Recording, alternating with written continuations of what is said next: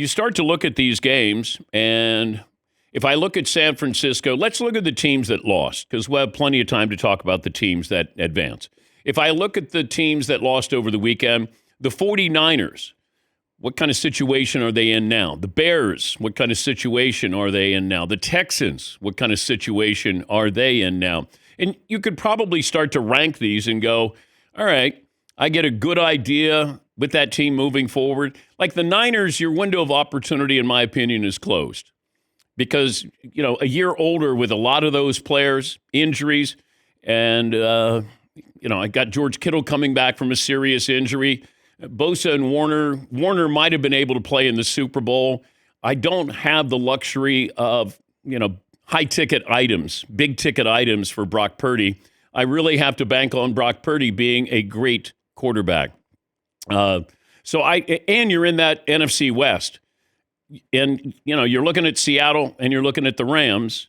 Now, granted, the Rams, how long is Matthew Stafford going to play? Seattle, that's a young team. And, yes, it does come down to Sam Darnold. But if I look at those teams that lost, I would say the Niners, I don't look at them coming back in this situation again anytime soon. The Bills, just feels like every year it's a different excuse. But this year it's about Josh Allen. Josh Allen doesn't make mistakes in the postseason, but he did. He did, and he's the reason why, one of the biggest reasons why they lost. I know that we love to play the sympathy card with Buffalo. I know it. They've been through so much hardship, but this was about Josh Allen. He was careless with the football. Josh Allen had 4 giveaways, 2 picks, and 2 lost fumbles.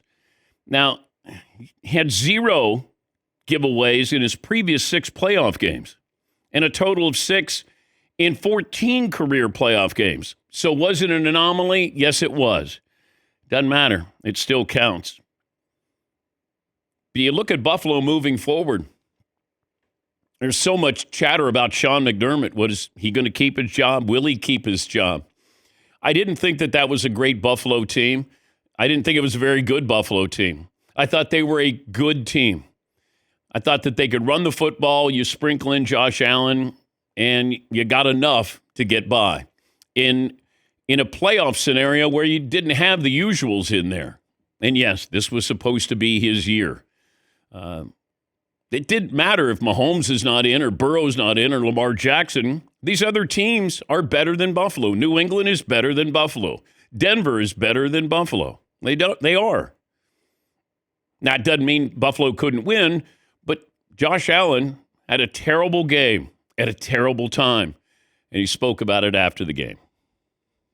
It's extremely difficult. I feel like I let my teammates down tonight. It's been a long season. I hate how it ended, and it's going to stick with me for a long time. Yeah, I mean, that's tough to listen to, but got to blame himself, which he did. And he was just careless. The one fumble before the end of the first half. And I thought, oh, my goodness, those 3 points could be the difference. Hello. Small things. Coming up, big and big moments there. And now you have Denver without Bo Nix, and you got Jarrett Stidham, who is going to be the starting quarterback against the New England Patriots. C.J. Stroud, I think he cost himself millions and millions of dollars these last 2 games because there is no way I'm going to extend him.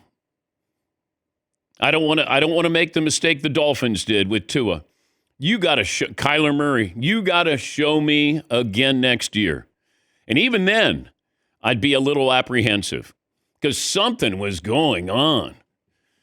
Body language was terrible. And I know the conditions weren't great. I understand that. But they weren't great for, I will say Drake May didn't play that well either. But there were throws where you're just going, what is going on here? So much so, here is Troy Aikman, who was calling the game, talking about C.J. Stroud. I will say this, Joe. D'Amico Ryans and Nick Caserio, they've got some tough decisions they've got to make about this team on the offensive side of the ball. They replaced Bobby Slowick last year after his 2 years as the offensive coordinator, C.J. Stroud has been chasing his rookie success for the last 2 years. He's not been the same player. We've not seen the development from him. There's a reason for that, and it has to be addressed. Patriots and Texans combined for 8 turnovers. The last time you had that, 2001, the Rams against the Packers. That's when Brett Favre threw 6 interceptions. Kurt Warner had an interception. They had a couple of fumbles by the Green Bay Packers. So sloppy football there. If you have average quarterback play, we have the Texans playing against the Broncos with a real possibility of going to the Super Bowl. Just average quarterback play.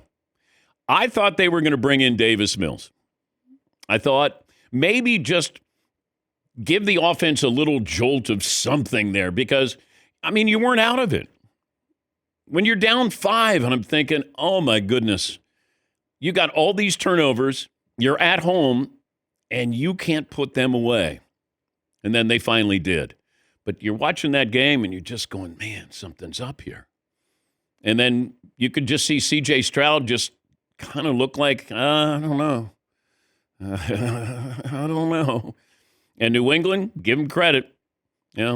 Drake May hasn't looked great, but they played just good enough to win. That's all you need to do now. No style points whatsoever. Seattle did whatever they wanted to do. Very impressive performance. When you get that kickoff return, if you're a Niner fan, Marvin, and you're sitting there and you go, all right, okay, here we go. Here we go. I got everything, got snacks, got my drink here. Wife and kid are over here, got my Niner gear on, and then all of a sudden it's 14:45 to go in the first quarter, and you're down 7. Yes, Marvin. And what made it worse is the 49ers didn't have any room for error. And so that first kickoff, all right, come on, bang, bang, Niner gang, let's go. And then they start doing that, and my wife just looks at my son like, shh, don't say anything to daddy for about 2 more hours. Yes, Paul. Marvin's in charge of the sound of the Dan Patrick Show. I noticed the kickoff return is not on the sound sheet. Seton, what's poll question for the first hour of the program? Got one here from Paul, and I'm going to read it with no punctuation because I think it sounds funny. Losing team from this weekend that has the most biggest issues issue. Okay. Bills, Bears, 49ers, Texans. They each have sort of different issues, it feels like. Yeah, if I'm the Bears, I feel pretty good. Yeah, the Bears actually don't have any issues, really. I don't think they shouldn't. Yeah. You went toe-to-toe, could have won the game. You had some moments there. Caleb Williams can be spectacular. He has as many splash plays as any other quarterback, probably more so. It's just the other ones, And, year one with that system with Ben Johnson, Bears, I thought they were a playoff team. I didn't know they would go this far, but give them credit. They look like they're lined up, ready to go, and will be the team to beat in that division next year. Yes, Eden. Yeah, I was really impressed with the Bears. When I'm thinking about what issues to fix, I'm not exactly sure where. Now, granted, I haven't watched them as much as, say, Paul has or whatever, but I'm not exactly sure where I put my finger on this is what we need to address most in the offseason. Well, I thought the defense played pretty well, but I would still say they need probably a little more, maybe a playmaker or two on defense. The Rams didn't play great. Even Matthew Stafford, he talked about the defense really won this game for us. Puka Nacua wasn't really a factor until he was a factor there at the very end. So you're kind of going, all right, Devontae Adams, not much until you needed him. You run the football a little bit.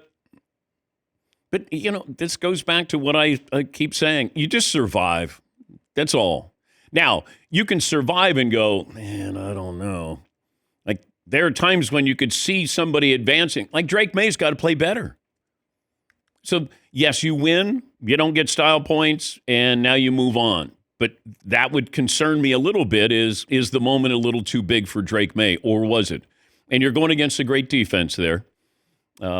Seemed like the moment was too big for C.J. Stroud.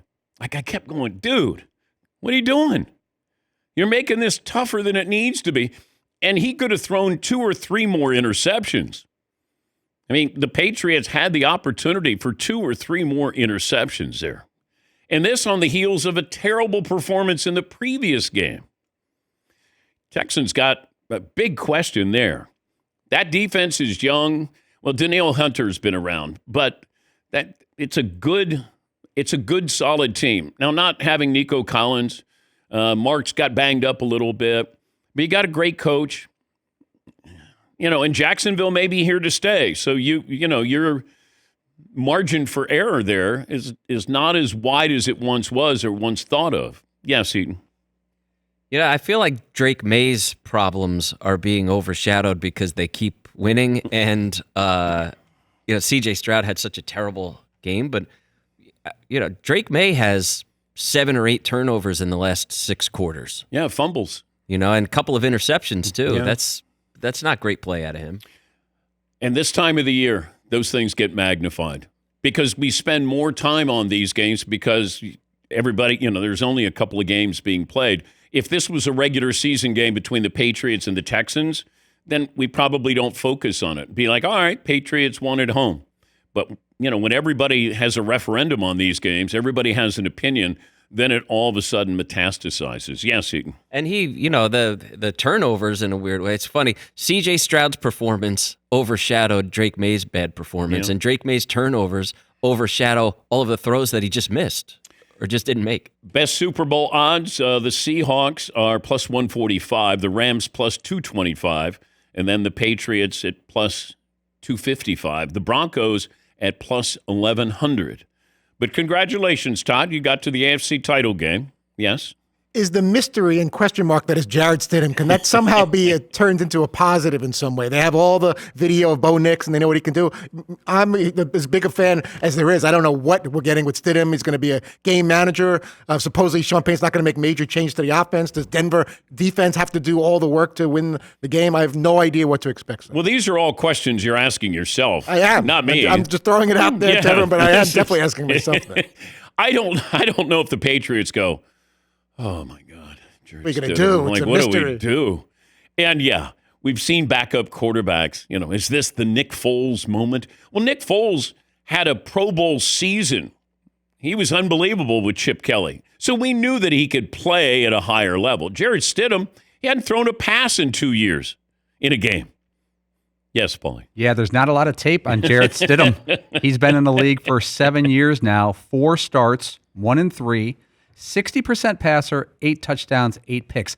Just the kind of benign numbers where you can't make a decision of what you think of him. Yes, Todd. I think he took 1 knee earlier this season, so there's did. that. So we know he can, to just let the clock run out. Okay, he did. And he didn't fumble as far as I know. Okay. Wasn't picked. He just took a knee. Fair enough.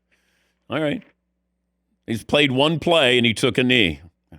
Confidence is running high there. He's ready for victory formation. He can do the knee. There's no false start. He's ready to flip it to the ref and celebrate. So let's go.